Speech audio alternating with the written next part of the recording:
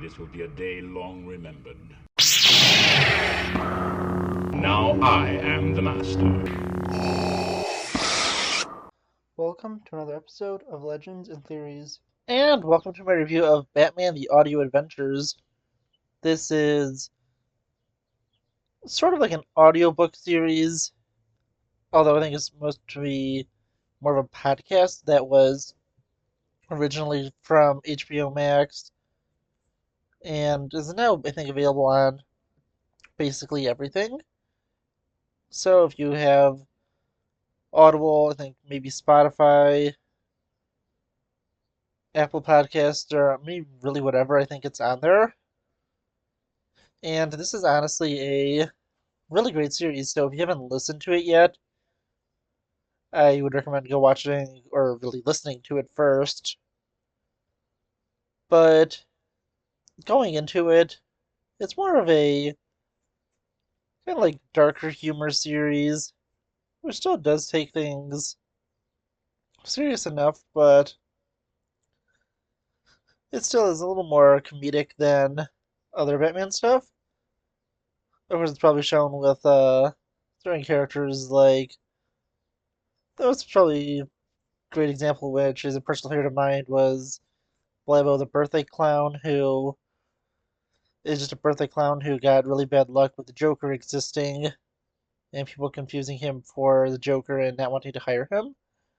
And he has a bunch of different ads where he's basically just begging people to use his services. And that's honestly, it's just a lot of fun. It's not really meant to be taken too seriously, but it does have some interesting stuff. It doesn't seem like, from at least from what I could tell, we're going to be getting any more of this. And that's a real shame because it ends with a pretty big cliffhanger and something I would love to see.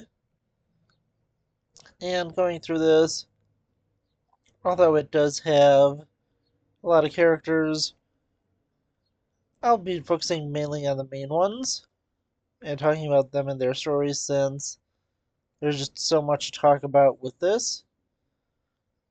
And the most minor of them is Commissioner Gordon, who typically is just getting stuck dealing with a lot of crazy things.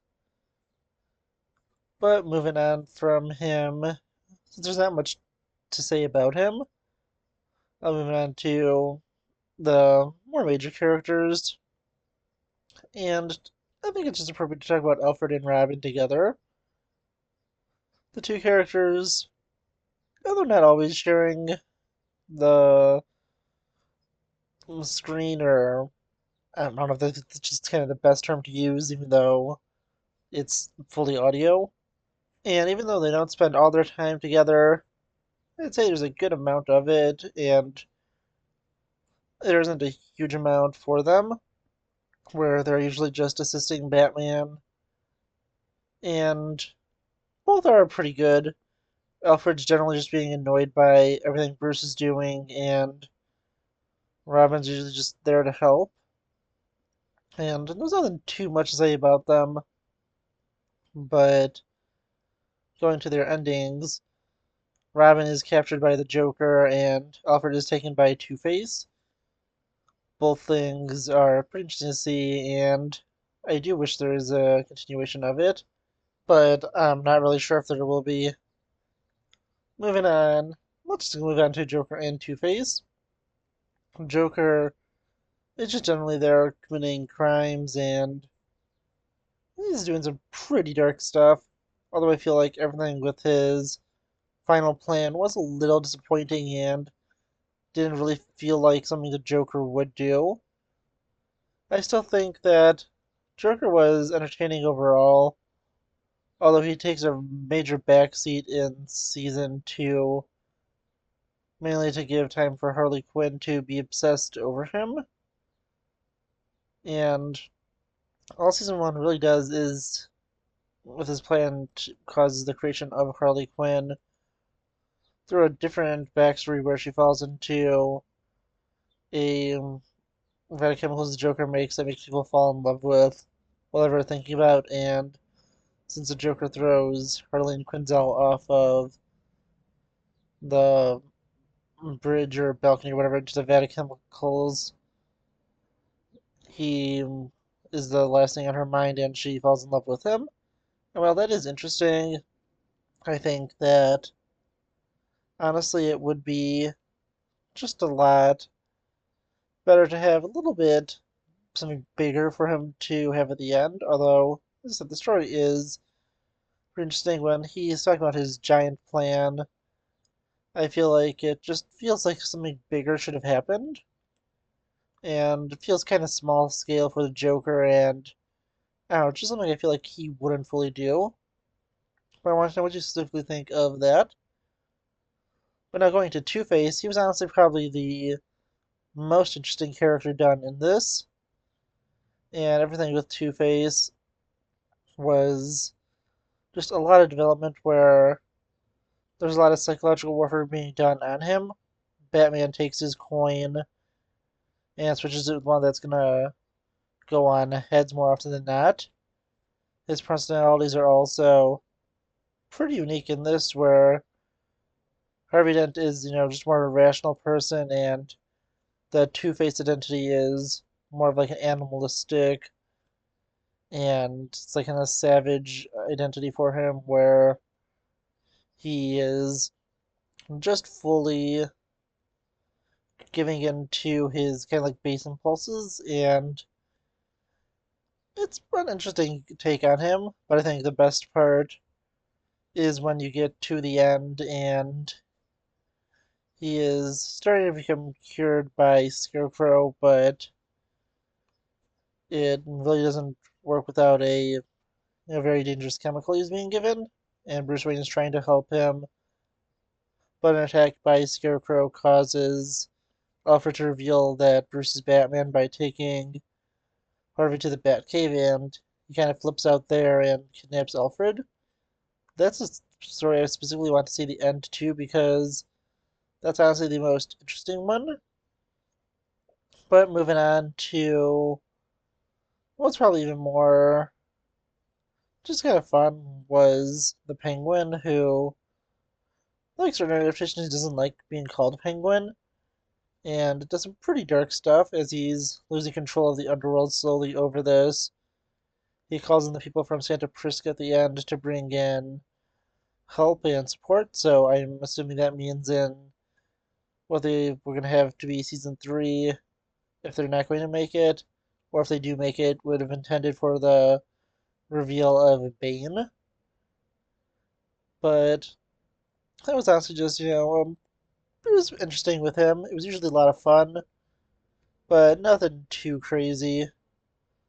Moving on to the next character I want to talk about, which is Riddler. He really disappears after season 1 ends. That's because he just gets so disturbed by what happens with the Joker that he returns to Arkham Asylum willingly. And yeah, honestly, I think that what he had in season 1 was fun, and probably the best part of season 1 is when Batman is having the Batcave hacked, and he puts on, I think it was Killer Moth's file over Riddler's, and uses that to distract him and have Riddler flip out when his file is so small, and figures out it's not even about him. That was honestly just a lot of fun, and that's probably my favorite part, at least from season 1. And going through everything else with him, nothing huge happens. He gets defeated and just kind of gives up. But going to the Scarecrow, he doesn't have too much. He really only appears towards the back half of season 2.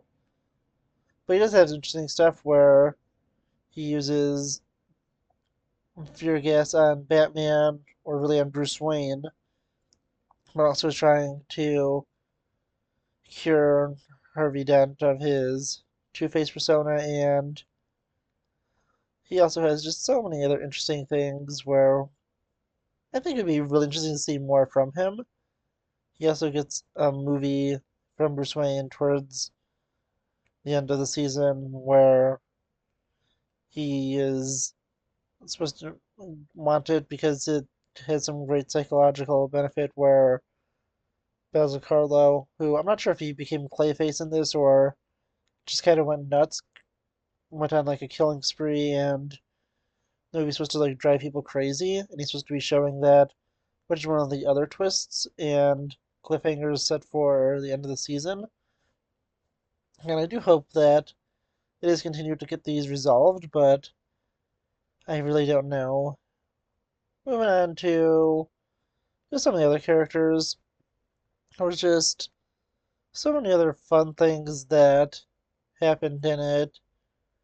I think that everyone is just really entertaining. And then moving on to some of the last characters, there's Catwoman, who I think that Catwoman was interesting in this.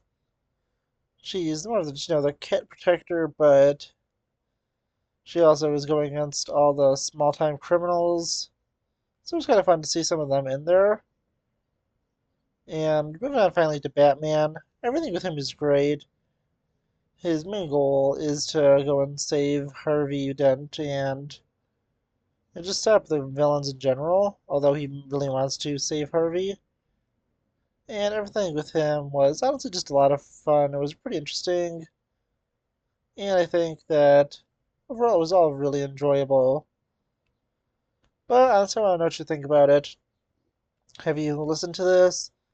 Have you not? Let me know what you think about it in the comments, and I'll see you on the next episode of Legends and Theories. Thank you for watching this episode of Legends and Theories. Please subscribe, like the video, share the video, leave a comment, check out the video on screen, and may the Force be with you.